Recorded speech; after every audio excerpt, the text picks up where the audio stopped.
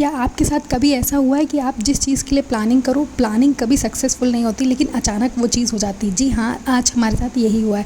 हम लोग बहुत दिनों से प्लान कर रहे थे कि पूर्णिमा में गंगा स्नान के लिए जाएंगे, पर नहीं हो पा रहा था। लेकिन पुरुषोत्तम मास की पूर्णिमा के दिन अचानक ही मेरे हस्बैंड बोले कि आज चलते हैं गंगा स्नान के लिए।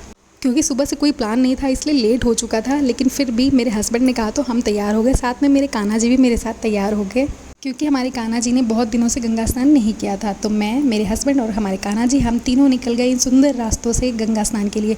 ये रास्ता इतना अच्छा है, क्यों अच्छा है? क्योंकि गर्मियों में जहाँ पेड़ वही अच्छा रास्ता है। ये पेड़ बेचारे अभी गवर्नमेंट की मार से बच चुके हैं, तो ये रास्ता हम लोग अच्छे से छाया छाया रास्ता हम लोग गए। और पूरा रास्ता हमारे कान्हा जी खूब इंजॉय कर रहे थे। कभी अपना जो हमने चादर उड़ा रखा था उनका, वो चादर कभी हटाते, कभी झाँकते और हंसते मुस्कुराते हम लोग पहुंच गए माँ चंद्रिका जी के दरबार में। जो लोग उन्नाव से, उनको बेसिकली पता होगा कि चंद्रिका माता का सिद्धिपीठ बक्सर में ही है, बक्सर जहाँ पे गंगा घाट है। तो हम लोग धीरे धीरे, और क्योंकि आज पूर्णिमा थी तो पूर्णिमा को यहाँ पर बहुत ज़्यादा भीड़ होती है, बहुत ज़्यादा।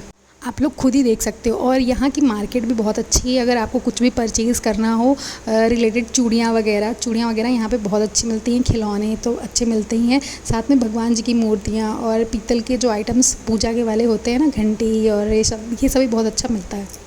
और क्योंकि धूप थोड़ी थोड़ी बढ़ रही थी, वैसे वैसे लोगों की भीड़ और ही बढ़ती जा रही थी यहाँ पे। और मतलब जहाँ पे ये गंगा घाट है वहाँ पे क्या हुआ है कि पानी, अब गर्मियों में वैसे ही पानी कम हो जाता है गंगा जी में, और अब पीछे से जो डैम वगैरह है वहाँ से कम ही आ जाता है पानी। और ऊपर से ये इतना नीचे चला गया था पानी कि गवर्नमेंट ने वहाँ पे बहुत बड़े बड़े पत्थर डाले हैं। तो जब घाट में जो लोग स्नान करने जा रहे थे ना, वो मतलब पैर रखते ही नहीं बना। मैं भी कान्हा जी को लेके गई, तो जब मैं आ रही थी वापस, जैसे तैसे पहुँची हूँ, जैसे तैसे मैंने स्नान किया है। और कान्हा जी तो मेरे इतने खुश हो गए गंगा स्नान करके कि उनकी हंसी तो आप खुद ही देख सकते हैं। स्नान करके हम दोनों लोग जल्दी जल्दी, मैंने गंगा जी की पूजा की।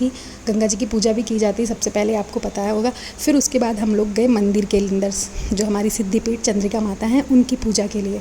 पर जो मैंने फूल लिए थे पूजा के लिए, पहले मेरे कान्हा जी बोले मेरा श्रृंगार कर दो, तो मैंने सबसे पहले अपने कान्हा जी को फूल चढ़ाए। उसके बाद में भोले बाबा के, चंद्रिका माता के, सबके दर्शन किए। दर्शन करने के बाद में वहीं पे ही नारियल वगैरह चढ़ता है, वो चढ़ाया।